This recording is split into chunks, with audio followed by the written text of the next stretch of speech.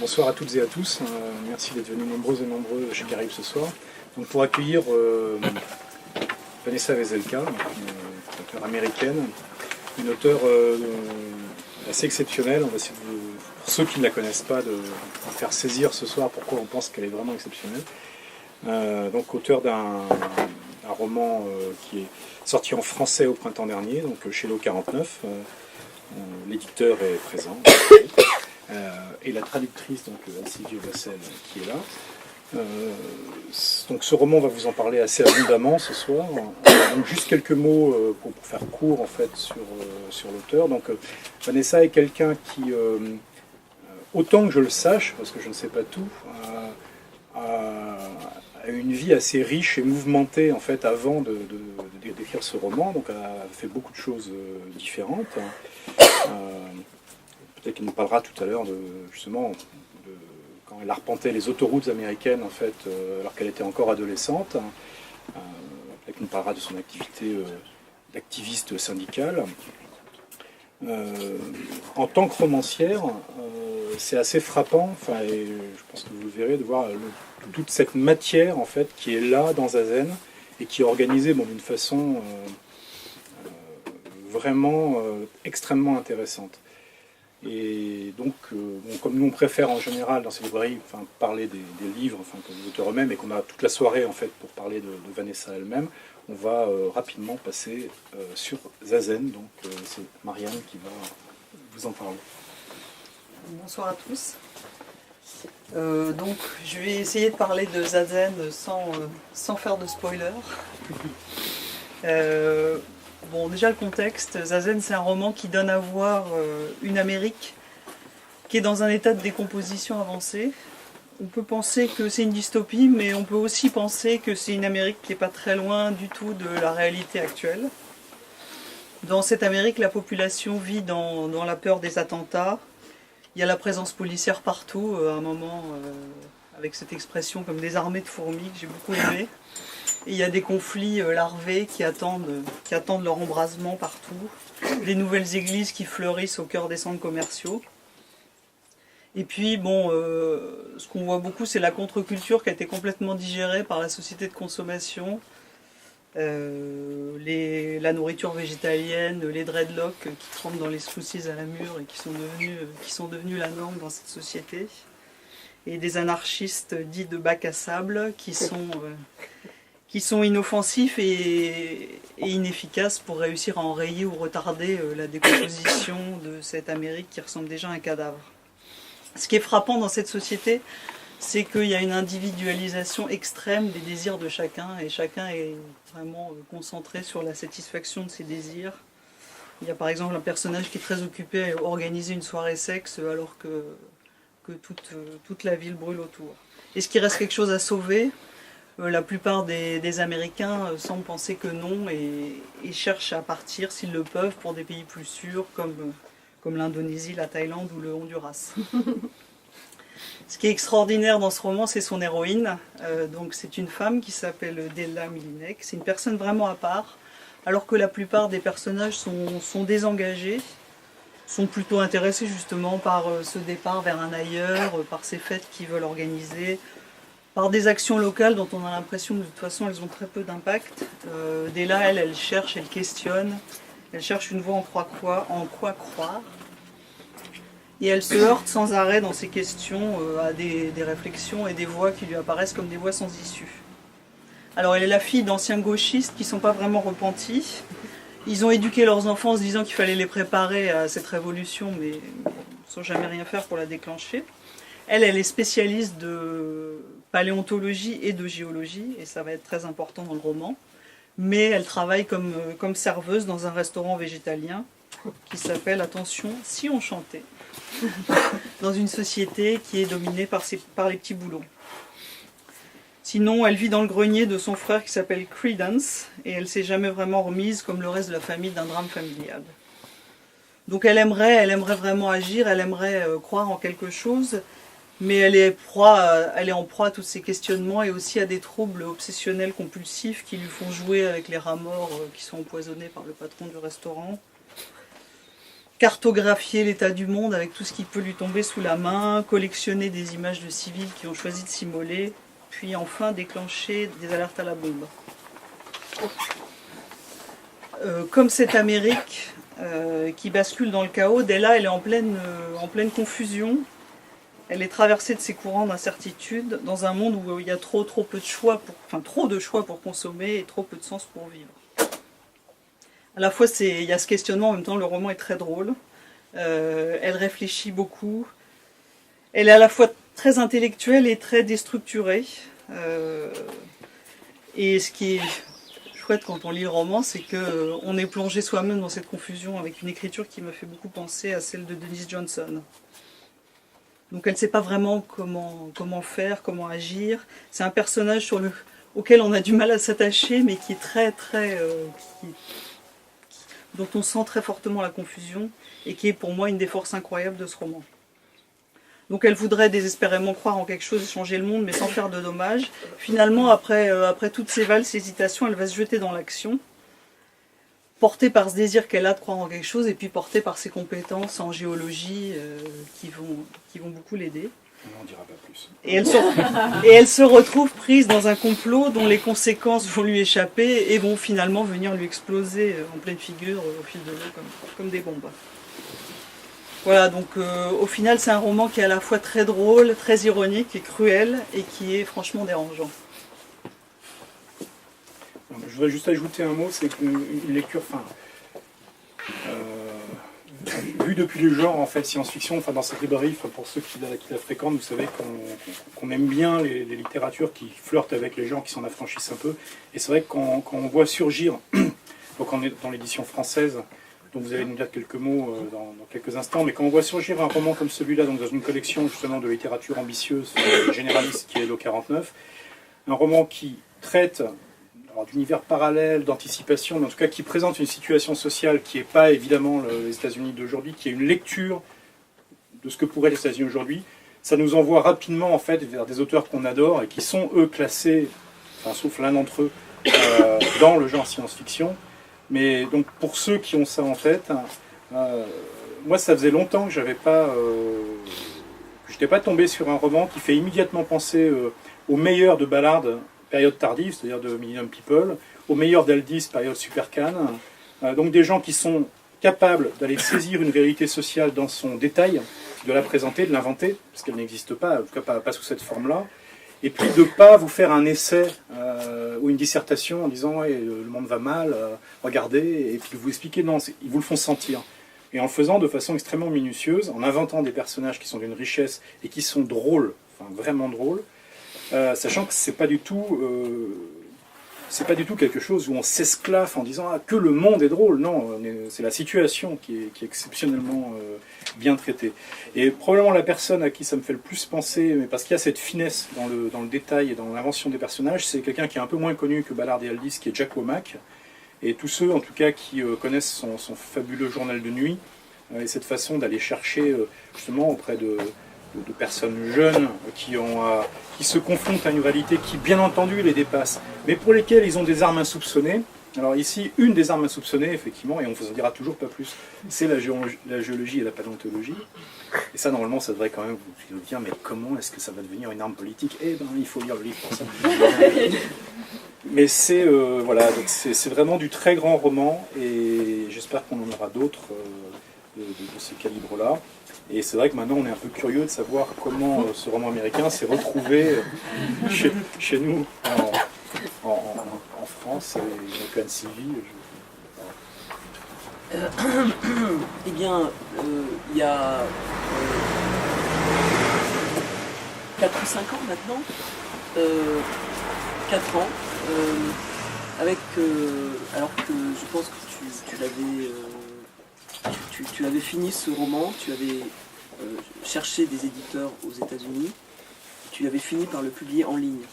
I don't understand. Yeah, you looked for publishers in the States and Yes. you eventually Yes. decided to publish the novel online because Yes, initially, yes, that's initially. true. So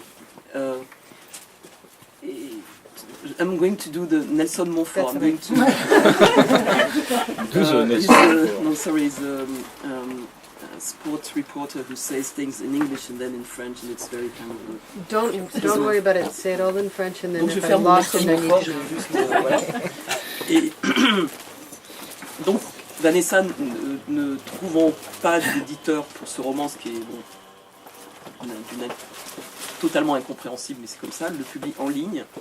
Et à cette époque-là, il y avait une sorte de grand fou qui est là-bas au fond de sorte de madman, qui est au fond de la librairie, qui avait lancé une très belle maison d'édition qui s'appelait Zanzibar. C'est pas Philippe Aronson. Non, c'est pas Philippe Aronson, le grand fou, c'est juste à côté. Mais c'est aussi un grand fou. Et donc, Laurent cherchait des textes, des textes un peu différents dans la littérature américaine dont il est très amateur. Et il m'a dit un jour, j'ai entendu parler par qui donc, Laurent? Qui t'en avait parlé au début de... Je sais plus. Ouais. Il me semble que Je l'avais lu. Voilà, donc me dit va voir en ligne ce roman qui s'appelle Zazen. Dis-moi ce que t'en penses et si t'aimes ça, on le fait. Voilà. Donc je vais voir le roman en ligne, je trouve ça assez génial et je dis bon, on le fait. Après, il y a eu quelques histoires avec Zanzibar qui fait que voilà, le roman n'est pas sorti chez Zanzibar et puis après il a Zanzibar avait circulé. plus de sous, c'est tout. Zanzibar n'avait plus de sous. Non, Zanzibar n'avait plus, voilà. Zanzibar was out of money. Et après, comment vous êtes retombé par Richard Nash qui l'avait entre temps, I don't understand. in between Richard Nash had published it in Yes. Red Lemonade. Yes. Then and then Claro heard of it. Mm-hmm. And then he has to tell about that. Okay. Ben, moi, en fait, j'en avais entendu par Laurent, qui avait acquis les droits de pas mal de bouquins. Et voilà, donc Laurent faisait une maison d'édition qui s'appelait Zanzibar. Après, il me parle d'un livre qui s'appelle Zazen. Donc, je sais pas, il devait savoir que j'aimais bien tous les trucs où il y avait un Z. Ouais. Donc voilà, après, en plus, j'ai vu que c'était publié par cet éditeur américain Richard Nash, que je connais, qui m'a publié un de mes livres en traduction. Donc il y avait un faisceau de présomption. Et voilà, donc on s'y est intéressé très vite et ça s'est fait très vite. Enfin, comme les livres se font très vite, ça prend quelques années parfois. Mais voilà. Et donc, pendant que Vanessa repartait sur quelque chose de tout à fait différent, dont peut-être elle nous dira un petit mot tout à l'heure, Oui. le livre est paru avant les vacances, au lot 49, et en parallèle, les éditions en ligne Moyen Courrier ont décidé aussi de publier un texte magnifique de Vanessa qui est paru dans GQ. Yeah, it's in Best American Essays too. Qui est un... what's the title in English? The title in French is L'autoroute des disparus. In English, in the Best American Essays, Yeah. it's Lost Highway of Lost Girls. In GQ, they called it Truck Stop Killer, which is Voilà, et donc l'occasion de ces deux... Alors, le texte L'autoroute des disparus, vous pouvez le trouver sur, je pense, moyencourrier.fr et qui se spécialise dans l'édition de longs reportages, de sortes de documentaires en ligne, dont vous pouvez acheter pour une somme extrêmement modique de très très beaux reportages, dont celui de Vanessa. Voilà. Et maintenant, nous allons commencer la lecture de... Donc c'est d'abord Vanessa qui va lire en extrait des extraits dans sa langue. Et après, avec Anne-Sylvie, on vous lira quelques petits passages en français pour donner la note. okay. I won't read very long because I would rather hear the French version, but I don't speak French, so this will at least give you a chance to hear me the way I hear it in my head. I'm just going to read a short section, and then Anne-Sylvie will read it, and then I'll read one more short section. So thank you very much for being here. I went to work, and a guy I wait on said he was leaving. He said everyone he knew was pulling out. Canada's just not far enough, mostly Mexico, a bunch to Thailand, some to Bali. He always orders a tofu scramble, makes me write a fucking essay to the cook. No soy sauce in the oil mix, no garlic, Extra tomato, no green pepper, add feta, potatoes crispy, and he wants to know when we're going to get spelt. He holds me personally responsible for his continued patronage. I hope he dies. I'd like to read about it. My brother Credence says people who leave are deluding themselves about what's out there, but I just think they're cowards. Mr. Tofu Scramble says I should go anyway, that it's too late, and I want to, but I can't. Maybe when the bombs stop, or at least let up, because nobody thinks it'll stay like this. Now I call it a war, but Credence says it isn't one. Not yet, but I say they just haven't picked a day to market it. My last few weeks down at grad school, it was so bad I thought everything was going to shake itself apart, and I tried to focus on my dissertation, follow the diaspora of clamshells, but every night it got worse. It's not any better here. Here, there, now, tomorrow, next Wednesday. Geologically speaking, it's all the same millisecond. The gentle rustle of armies crawling the planet like ants. Anybody with any sense knows what's coming. I was in yoga yesterday and this girl started crying, and Raina, who teaches on Monday, put her hands on the girl like a faith healer. She closed her eyes and let the girl cry while she breathed, and everyone was watching like they were going to see sparks or something. I was anyway, because I would have liked to seen that. I was just glad I wasn't the one crying. Credence says if half the privileged white marketing reps in my yoga class voted for something other than reductions in their property tax, something might actually happen. I'd like to see something happen. Something big that wasn't scary, just beautiful.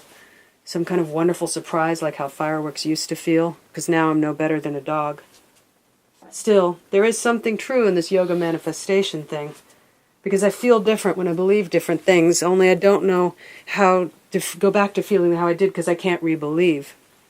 When the first Box Mall church went up in the blackberry field, I wanted some kind of rampant mass stigmata with blackberry juice for blood, but it didn't happen. And it's not going to. Because they win. They just roll, pave, and drive over everything that's beautiful. Love, babies, small birds, and on summer nights with the windows open, I hear joints cracking like crickets. And I'll wake up sometimes and feel the nearness of something, but then it's gone. And I've started to wonder if it was ever really there at all. Lately, I've become afraid that the feeling I used to feel, like something good was waiting, is what people mean when they say young, and that it's not really anything, nothing more than a chemical associated with a metabolic process, not anything real at all. So, it's not for you. Ça va être un peu difficile.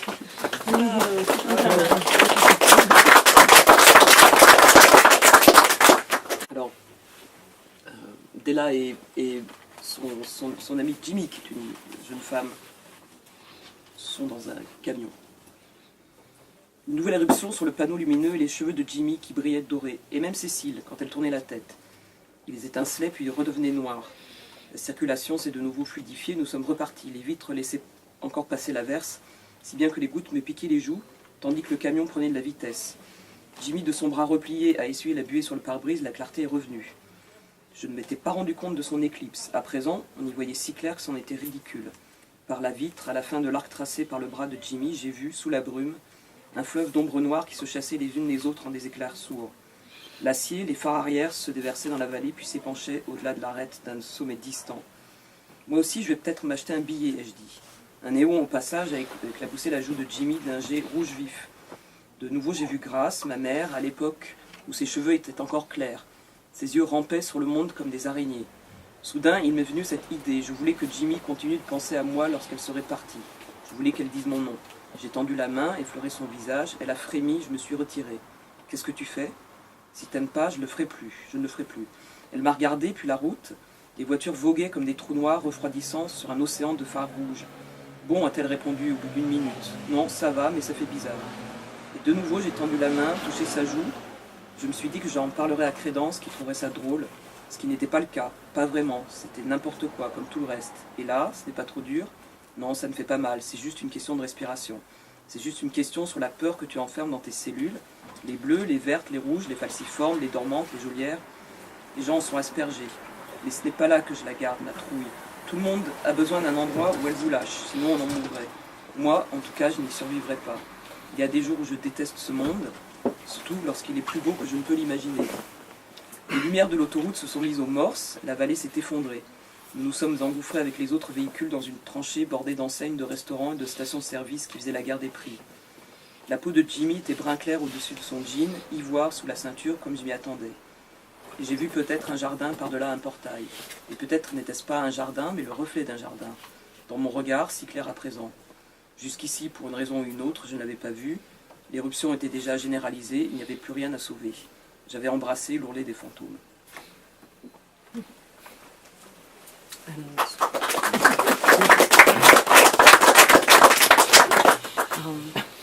And I'll read another short section.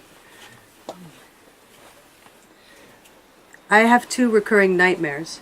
In one, I'm out of control on a river filled with Nikes, bulk tampons and 20-pound bags, and Indonesian patio furniture. In the other, I see the statue herself gather her gowns and step off the island. Liberty! Liberty! Hairpins falling like cluster bombs in the harbor and a bustle of chattering sound bites she wades in. And I think I could take having these dreams if I knew when they would stop. If someone said, you will have the first one 239 more times and the second one 6 more times, then I could be okay and get used to it, because I would know that it wasn't going to be forever. But the problem is that I will never know. Not until the day I die and I look back and I say, oh, that was it. February 22nd, 2000, and that's when they stopped. Likewise, I don't know when all this fear will stop.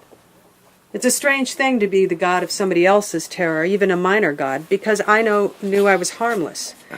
And people were figuring that out, but there was this shining moment in between, like a strawberry on a cliff, and passing, it still shimmered. Did you read some? C'est jamais très facile de choisir des extraits de livres.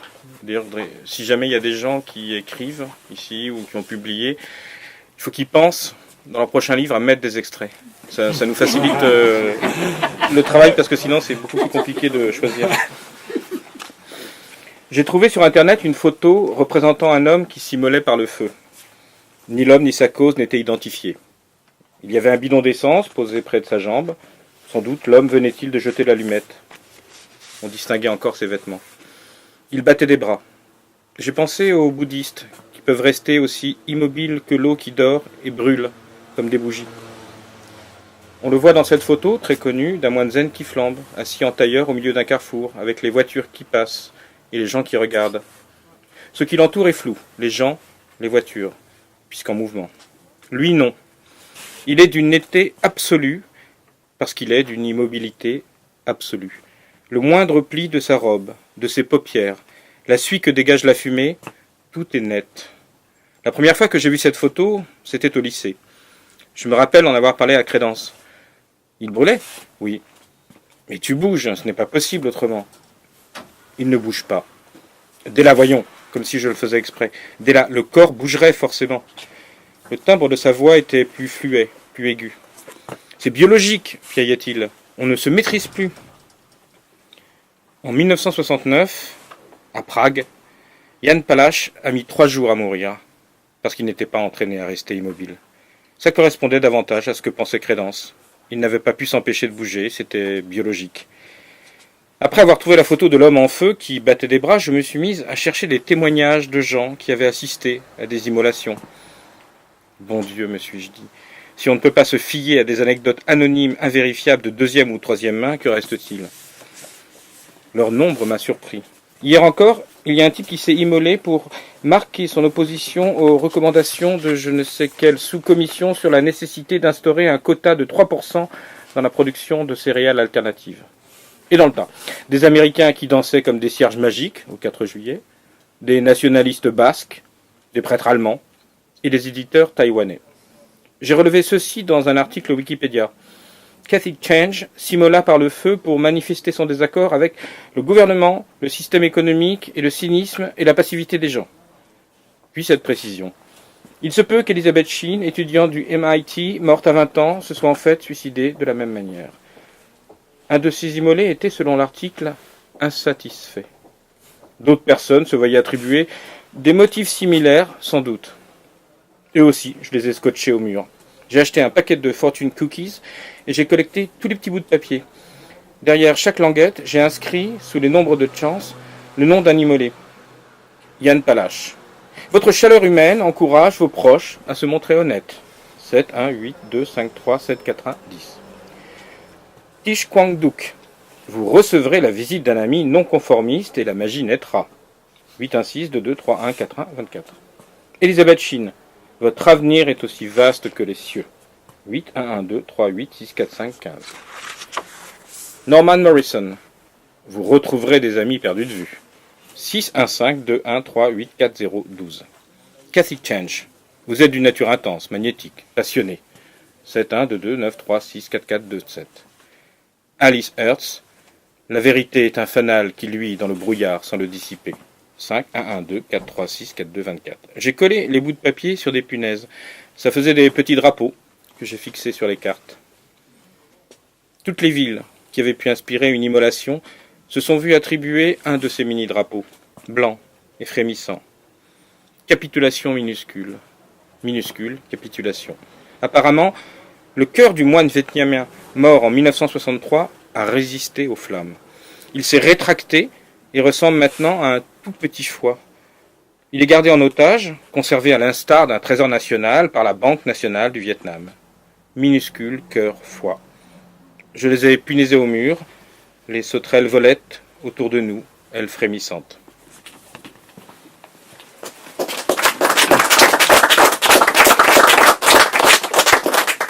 Alors, nous avons, je crois, une loterie dans un centre commercial. Parce que les centres commerciaux, vous verrez dans le roman, jouent une sorte de rôle assez,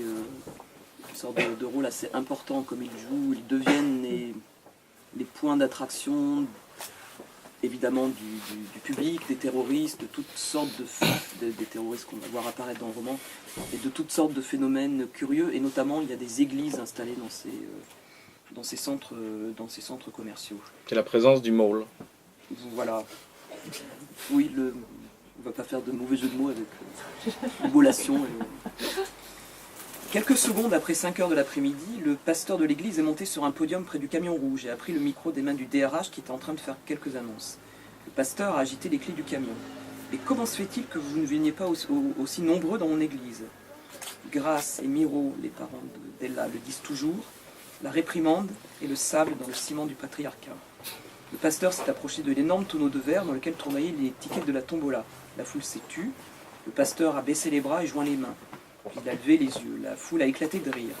Et si la main du pasteur choisissait le ticket d'un rat, Vénus Rodéré, on n'aurait pas sur scène de mère célibataire expliquant en sanglots qu'elle n'arrive pas à trouver un boulot de complément, ni d'étudiants couverts de laurier, les yeux brillants, ni de grands joueurs de football, ni de soldats reconnaissants murmurant une prière en espagnol. Elle s'est approchée du tonneau, amalgame collectif de peur et de désir. Une rate noire, sensuelle, n'oubliant jamais vraiment les siens et pouvant se contenter de peu. La souple messagère du changement et des épidémies potentielles, la fille aînée de la reine des rats, femme noire, grande et lancée, cheveux hérissés d'extensions violettes et cuivre, sanglée dans une mini-jupe bronze, un GPS dans une main, une machette dans l'autre. Vénus Rodéré, votre force vous permet d'assurer le salut d'autrui. 1, 9, 1, 2, 9, 2, 7, 0, 9, 2, 4. Mes phalanges ont frémi, les poils minuscules de mes joues se mouvaient comme des cils. Le tirage allait commencer. Le DRH a fait basculer le tonneau une dernière fois. Le pasteur en a tiré un ticket. Il s'est raclé la gorge et a levé le bout de papier vers le ciel. Le billet de personne s'est figé. Il ne bruissait plus que les sacs en plastique. J'ai trouvé une cabine téléphonique. J'ai glissé quelques pièces dans la fente et prévenu qu'une bombe allait sauter. C'est la chose la plus simple du monde. J'ai appelé au nom d'un groupe intitulé « Citoyens pour une économie enragée », ai-je déclaré. Nous allions faire sauter l'église pour stimuler la création d'emplois au niveau local. J'ai également précisé que nous pensions que la création d'un événement médiatique ne pouvait manquer de provoquer un accroissement de la consommation, bénéfique au développement économique. Pour finir, ils avaient 20 minutes pour évacuer les lieux.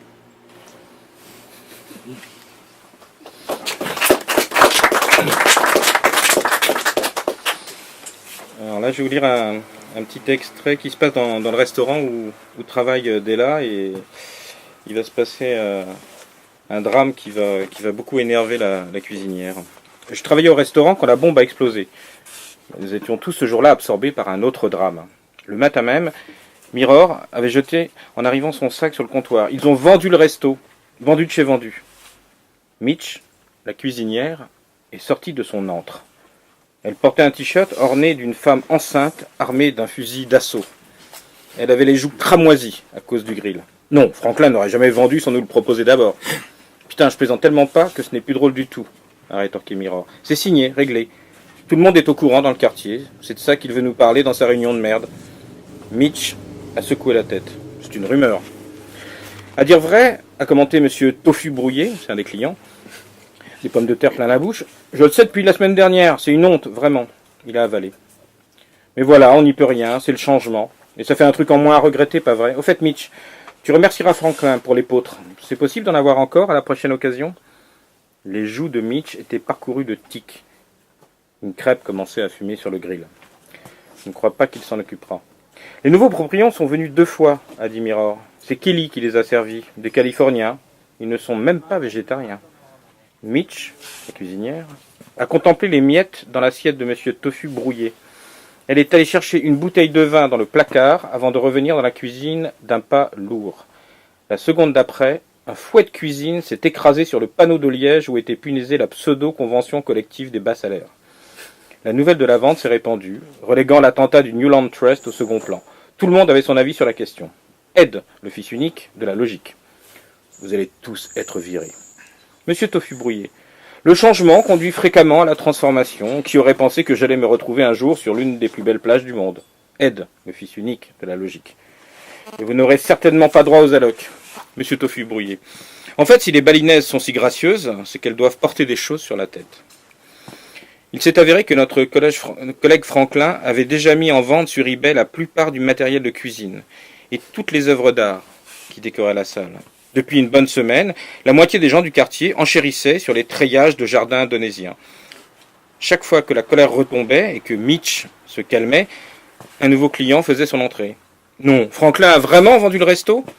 Et de la cuisine, on entendait une lourde passoire heurtée en cascade d'une collection de casseroles. Je peux voir les paravents en batik? Sur le site, l'image est microscopique. Des verres pulvérisés sur le rebord d'une poubelle. Vous savez, je me suis toujours dit que ça ferait un super bar à tapas chez vous. Mitch vide une bouteille de vin dans une poêle. Une énorme boule de feu dévore la cuisinière. Plus le temps passait, plus les plats de Mitch devenaient généreux. Elle a fini par servir des quarts de saumon ou d'énormes parts de gâteaux végétaliens au chocolat au hasard des tables, en guise de cadeau aux clients. Mirror a brevé la clientèle de mimosas gratuits. À 4 heures de l'après-midi, nous étions tous bourrés. Mirror est allée chercher des fringues dans le placard aux objets trouvés. Elle a empoché quelques portables et a enfilé un haut en gaz rouge à paillettes. Mitch lui a demandé de sortir des trucs de la remise. Elle a refusé. Oh, j'en ai ras-le-bol d'enterrer des rats. Elle est allée s'attabler avec des amis à elle. Ils étaient en train de parler de la soirée Q et Mirror s'est mise à décrire ses projets. On va mettre la scène par là, le DJ ici, à l'étage. Mais Mitch voulait du riz pour boucher les conduites et des gobelets pour la distribution de vin gratuit. Je vais y aller, lui ai-je dit. Il y a un loquet sur la porte de l'abri, mais personne ne ferme jamais. Du coup, les bêtes peuvent entrer. J'ai ouvert les portes et j'ai reculé d'un pas pour leur donner le temps de s'enfuir. Pas un bruit. Je suis entré. Franklin se procure notre riz sur catalogue. Indonésien. La marchandise est livrée dans des grands sacs de 20 kilos couverts de trucs écrits en rouge et de troisième œil.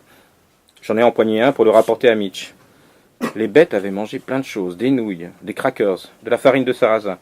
J'ai même trouvé un paquet de guimauves éventrés dans le sens de la longueur. J'ai tiré un sachet de gobelets en papier de l'étagère. Derrière eux, il y avait un bandana rouge, plié en 4.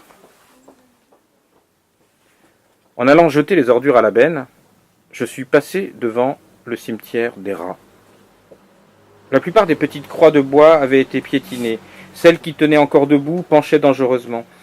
Quelqu'un avait accroché Buzz l'éclair à une autre tombe, celle de la rate enceinte. Sous les jambes ballantes de Buzz, des billes bleues. Autour du monticule, un collier de pièces d'Incent. Je me suis assis sur le sol, retourné par endroits. Le soleil était bas dans le ciel. À travers le casque de Buzz, ses rayons luisaient, fauves. J'avais les fesses trempées. Sur la tombe elle-même, des perles étaient enfoncées dans la terre. Des centaines de perles étincelantes, enchâssées, scintillantes. Des pyrites dans un ruisseau. Ce doit être une reine des rats, me suis-je dit. Ce n'est pas possible autrement. Une reine des rats, le symbole naturel du nouveau Honduras. Basta. J'ai vu des drapeaux. Basta. Sur champ d'or et de gueules, elle s'élève au-dessus du super-héros tout en effets spéciaux, lui. La terre emplit le ventre de la rate. À ses pieds des centimes. Des billes et des perles, colliers par milliers, brisés et lancés sur son chemin. Basta. J'ai pris le foulard rouge que j'avais trouvée dans l'abri et les nouer aux chevilles de Buzz. Puis j'ai soulevé la visière de son casque de combinaison spatiale, qu'il meurt dans son coin. Dernier acte, avant l'océan des ténèbres, j'ai rapporté le sac de riz et les gobelets à la cuisine. La seconde d'après, une énorme explosion a fait trembler l'immeuble.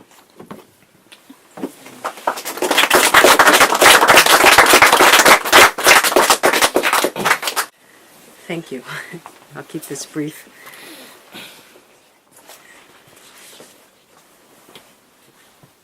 This is the first bomb that goes off in the book, is something that happens a little bit earlier. I heard about it on the bus ride home, and when the man told me, I thought he was lying. Then I knew he wasn't, because my spine felt like a seismograph, and I couldn't breathe. I might have screamed something, someone handed me an inhaler, someone else told me to shut up. I took deep breaths and I thought of marine deposits, because everything falls silently to the seafloor, because it's not anything personal at all.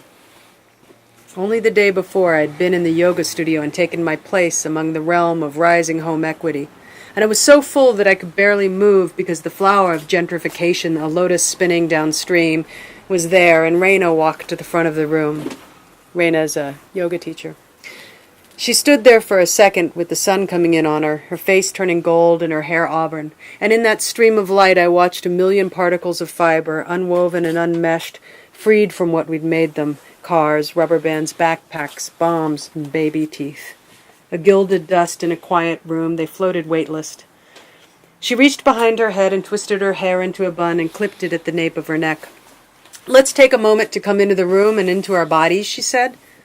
And she seated herself and took more breaths, breathing out the day as we've known it until now, creating a space for something new to arise.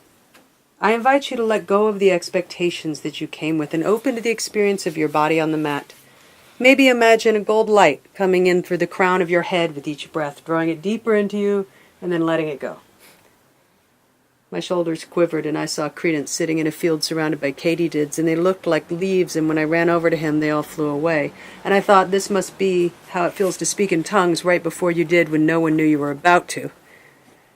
"Letting it fill up each place that speaks to you," she said, "like abandoned airfields, broken by weeds baking in the sun. And bring special attention," she said, "to those areas that may need noticing." My mom used to say you have to look sadness right in the eye, but I'm done with that. My body came alive. My fingers tingled and I could taste salt in the air. I held my arm up, and where once a sharp outline delineated me from the rest of the world, there was now a gradation. I was still myself, but my edges faded, and when I moved, I felt the black ocean give. So.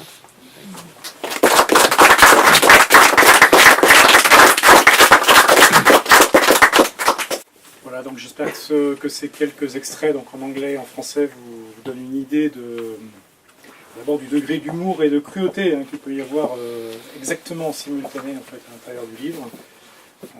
Et sur les parties qui n'ont pas été lues, parce que ça en aurait beaucoup trop révélé, imaginez que c'est comme ça, mais en pire. Plus intense encore. Ça va vraiment crescendo. Donc voilà, je pense que c'est pour loin des plus beaux romans d'anticipation qui ne dit pas son nom qu'on a lu depuis longtemps. Et donc je vous propose de ne pas hésiter à poser toutes les questions que vous souhaitez poser à Vanessa pendant quelques minutes avant de poursuivre.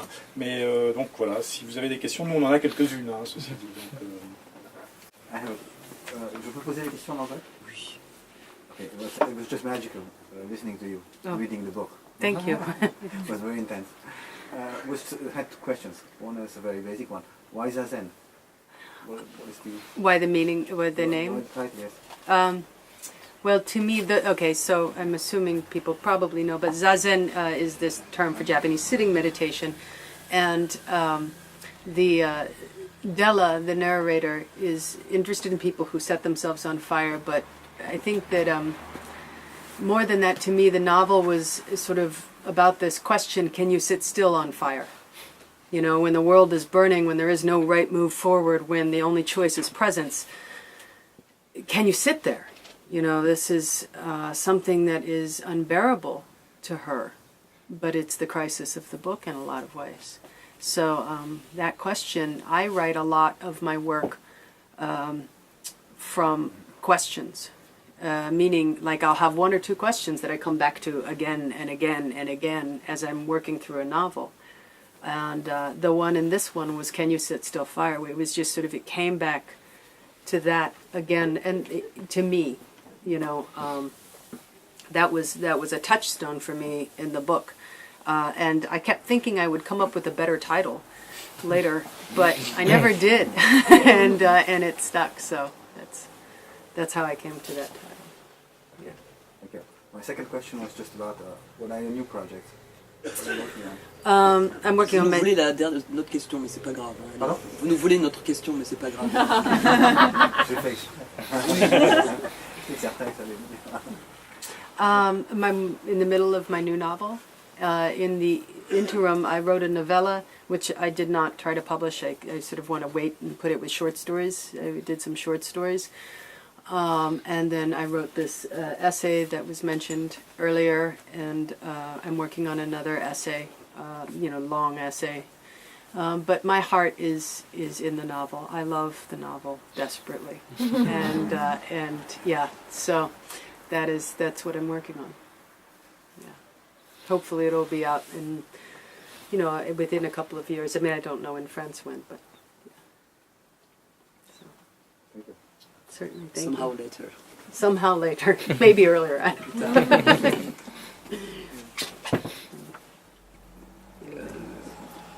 Maintenant, ta situation éditoriale a changé. Mhm. Tu n'es plus publié par Lemonade, mais par Riverside, qui est un Riverhead. Riverhead, Riverhead Penguin. qui est un gros éditeur américain. Donc, j'espère que ça ne va pas changer les choses. They would like the book to be out spring of 2015, but the book would not like to be out 2015. Are you going to reveal what it is about? No. No? You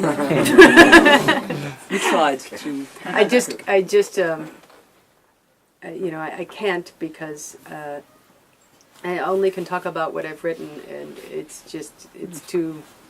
I just can't. That's not how I can work. Even my boyfriend and my daughter, my closest people, don't know. I mean, they've read some, but they don't know. Tout ce qu'on peut révéler, c'est qu'il y aura plein d'extraits dedans. Oui. Because, If I told them, I'd have to kill them. there's a new trend in literature which has been sent by Claro tout à l'heure. He wants authors to put extracts Mhm. at the end of the book, Mhm. so that we don't have to ponder about what extracts we're going to read. Oh. Can you do that for us? Oh yes, easily. Donc le prochain roman aura bien des extraits à la fin. Merci. Sinon, ça peut être au milieu, un peu partout. Hein. Oui, en page Il rose. faut juste signaler que c'est un extrait. Voilà. I will say this, the two things I tend to write a lot about is this question of how do you live in engagement? How do you, if you are not somebody who is satisfied by, being half drunk and watching television, if you're not somebody who's satisfied with platitudes, if you're not somebody who's satisfied through, maybe a lot of deep faith in God in a very soothing way, how do you do what you do? It's about two sisters and their sort of travels,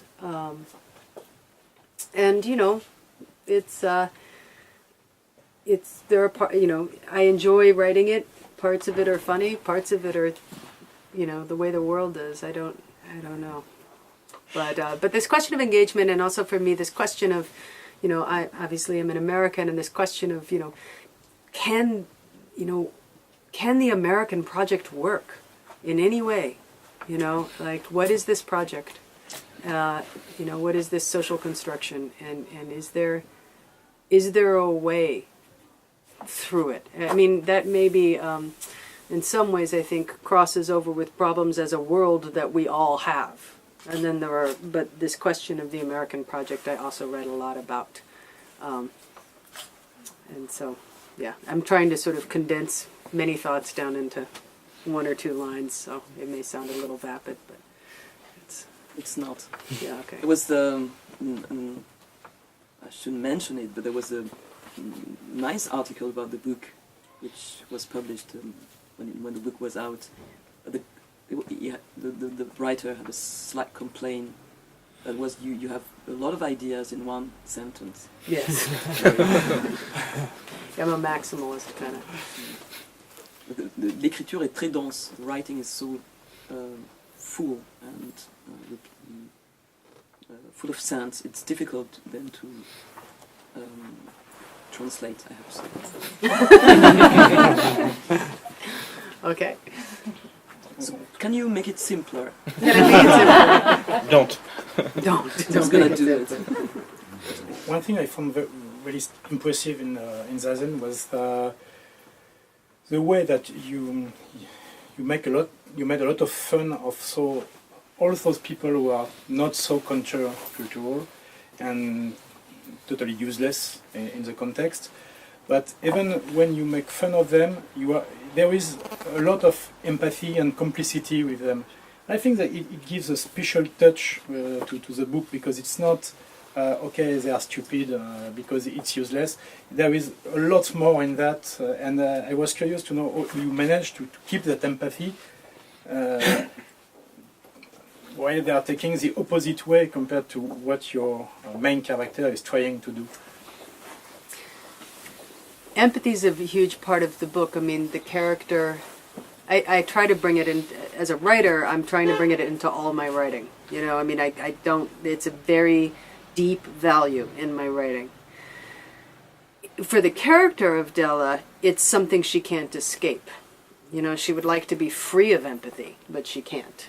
You know, it's something she feels is kind of a burden, that even when she is so angry and wants to blow, you know, somebody up or do something to them, she can't help but imagine their connections to other people and people they love, and it creates for her it's such a burden because it creates stagnation. Like, she feels like there's no action she can take, you know. But for me as a writer,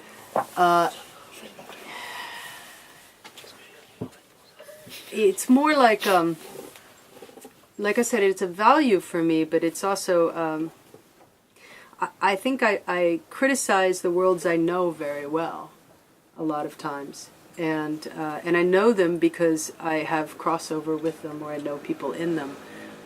You know, in the more leftist side, okay, I know a lot more of those people, so in some places they get it a lot harder. But I think that it's my point in the sort of criticism or the satire at times was to bring this quality of through the character that, like, she really wants them to be better than they are. It's not that she wants to be above them, it's that she wants them to be better than they are. The frustration that they're not, she can make jokes about, but it's not a question of lack of attachment.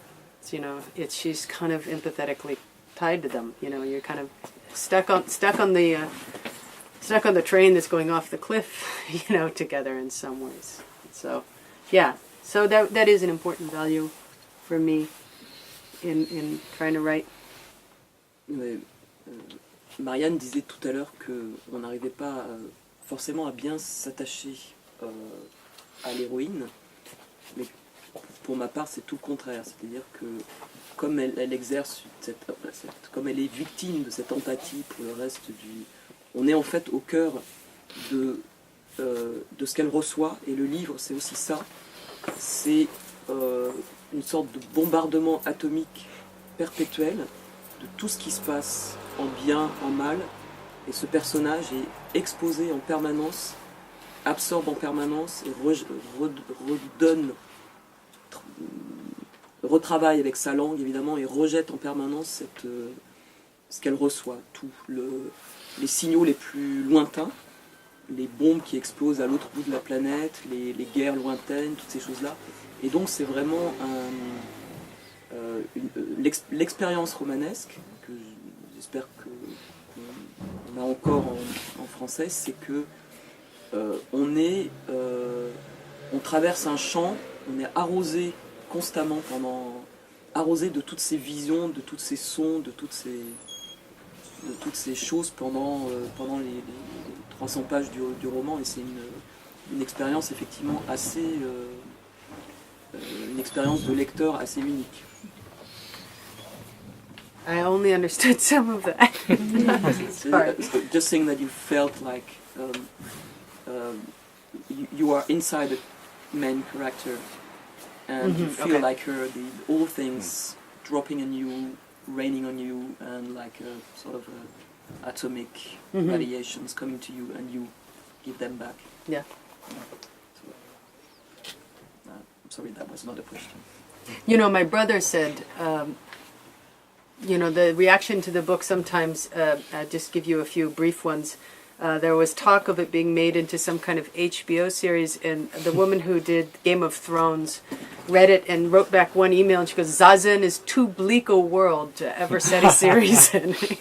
And I thought, this is a woman who produces a show that is nothing but slaughter for, you know, and set on a permanent winter, you know, and yet Zazen is too bleak. Well, it's okay. I took it as a compliment because I love Russian lit, and I thought this is as close to Russian lit prize as I would ever get, is this comment. But it is, I'm not sure, I mean, my brother, similarly, he said he enjoyed reading Zazen like he enjoyed doing documentaries of Haiti after the earthquake. And so, but I think the people, it's interesting to me so far, the people who find it the most bleak have the most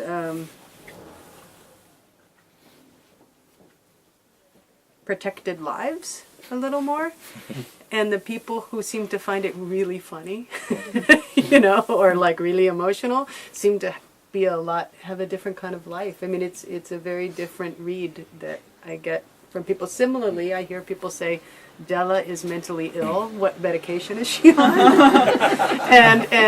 and those people tend to have very rigid lives, and then I have other, you know. So it's I am very honored and grateful to have, maybe even by accident, written a book that allows different readers to have different assumptions. But, you know, anyway, I don't know if that's germane necessarily. Je trouve ça très intéressant qu'il y ait cette perception que plus les lecteurs sont bien installés en fait dans la vie, plus ils trouvent ça sinistre. Et en fait, à l'opposé, si ils sont pas très, ils trouvent ça plutôt drôle et réaliste, quoi. Et je trouve une des choses en fait que je trouve qui va un peu avec ça, c'est moi j'ai trouvé que c'était un livre qui est plein d'optimisme tactique, hein, ce qui fait qu'on se marre tout le temps, très très souvent. Mais bon, il y a un pessimisme stratégique qui est terrifiant, ça c'est vrai. En même temps, un livre qui serait stratégiquement optimiste aujourd'hui, je ne peux pas dire, mais là on serait rentré dans c'est même plus de la fantaisie, c'est du fantastique, quoi. On fait that in English. Tu veux que je fasse le Nelson Montfort? Tactically optimistic, but strategically pessimistic. Zazen is. And Hugh says that it would be difficult to write a strategically optimistic book right now, these days. Mm-hmm. Yes. Yes, I think it would. J'avais pas une question, mais c'était pour reparler du livre. Ce qui m'avait frappé quand je l'avais lu, c'est que, en fait, le livre, c'est comme l'histoire d'un pli, d'une superposition qui devrait pas arriver, et qui va arriver. Enfin, il pourrait s'appeler en fait la carte et le territoire. La carte. Je voulais pas dire des gros mots ce soir, mais bon. La carte, c'est vraiment Della. Elle a toute sa petite galaxie d'affects, comme ça. Elle imagine des choses. Elle fait des plans. Ce qui rappelle d'ailleurs un roman de Pynchon comme ça, où quelqu'un effectivement essaie de, sur une vraie carte, de mettre des choses qui sont de l'ordre du sensible. Donc elle se fait tout ça. Et puis à côté, il y a le territoire qui est réel, qui est cette Amérique, où il se passe vraiment des choses, des attentats, ou en tout cas des alertes à la bombe. Et elle s'amuse à jouer entre ces deux choses. Sa représentation, qu'elle espère un peu dynamique, et une réalité qui est très dure. Et le livre, en fait, pourrait rester dans ce flottement, mais en fait, au bout d'un moment, les deux parties vont se coller quelque chose dont on ne peut pas parler, hein, parce que c'est quand même sur la fin du livre, mais du coup c'est très très beau de voir que ces deux mouvements très différents arrivent à faire une ligne comme ça, une espèce de ligne de fuite, hein, ou qui pourrait être dangereuse d'ailleurs pour Della, entre la carte imaginaire des affects et cette réalité terrible d'une Amérique, comme tu disais, complètement en décomposition. Et pour le lecteur, l'expérience, c'est de se dire, c'est un jeu, it's a game, elle s'amuse comme ça, à la fois, mais parce qu'elle n'a pas d'autre solution. Et puis au bout d'un moment, les deux vont se resserrer, et est-ce qu'elle pourra passer entre ces deux choses, voilà. Bon courage.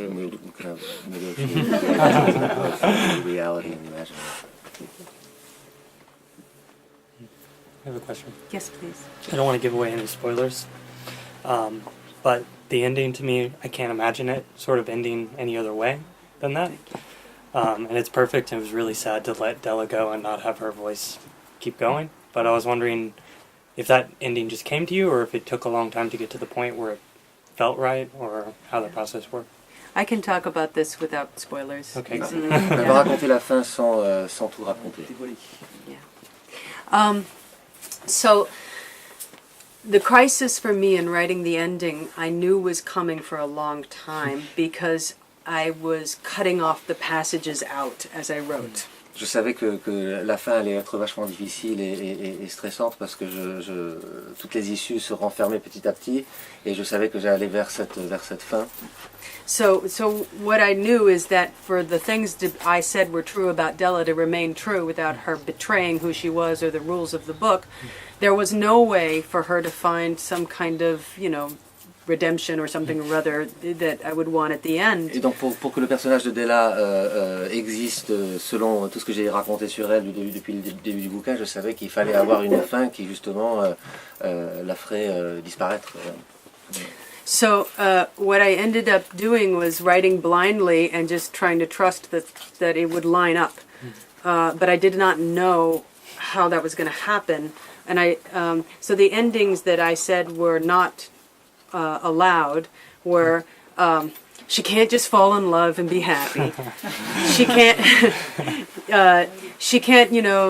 get into the little things in life and see the quiet moments and find peace. Donc plus j'avançais, plus je me rendais compte qu'il y avait plein de fins qui ne pouvaient pas être des fins. Je savais qu'elle n'allait pas pouvoir tomber amoureuse, elle n'allait pas pouvoir trouver la sérénité, etc. Donc ça se réduisait de plus en plus au fur et à mesure de l'écriture. She can't set herself on fire and blow herself up in the whole world too, like Fight Club. Pas s'immoler, faire exploser le monde entier. It's too expensive. Too expensive to ever have a movie made, right? So what does she do? What is her way out? Well, the thing that made it clear in the end was that, as I said, I write with questions. So the question with "Can you sit still on fire?" the paired question is the question of Lenin, right? What's to be done? Donc que fait-elle justement? Le roman est basé beaucoup sur les questions. Justement, comment peut-on rester immobile quand on s'immole par le feu? Et l'histoire. Lenin, what was the Lenin? Yeah, what's to be done? Donc que faire? Quoi. What's to be done, basically. It's a paraphrase. So, so the question all through the book is, what's to be done? What do I do? What do I do? Donc le livre en fait est une quête pendant tout le livre. Quoi faire? Qu'est-ce que je vais faire? Qu'est-ce que je vais faire? And at the end, as it starts to move, the question changes, not the ending. It's, are you in or are you out? Et donc la fin, c'est la question. La fin est une question. Hein. Est-ce que are you in or out? I haven't read the book, so est-ce qu'on est pas? Yeah. I haven't read the book yet. So I'm very glad that you feel that way about it, because I was really unsure if anybody was going to like the ending, and yet I felt it was the one it needed. Donc je suis très très heureuse que tu as apprécié la fin, parce que je me demandais justement ce que les gens allaient penser de cette fin, et voilà, donc c'est une petite réponse positive pour moi. Okay. But Anne-Sylvie changed the end. Et,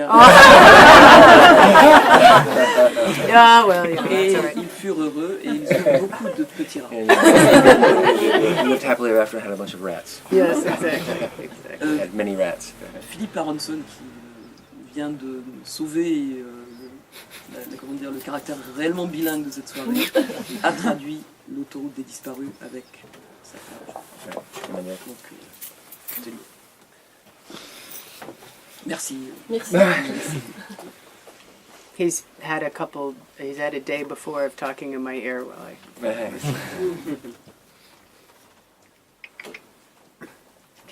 Kenny, peut-être. She reads a lot. She reads a lot. Yeah. The Russians, No, French Proust. mostly, Okay. and very sad books. Because I'm working on very sad story. Okay. She has slept on the Journal de Goebbels. It's more And than- well, she's still alive. She is? Well, she's bored. She's bored too. She's yawning. C'est un optimiste. Hein. Eh bien, la conversation peut continuer devant un verre, Voilà. comme on dit d'habitude. So she can continue. Merci.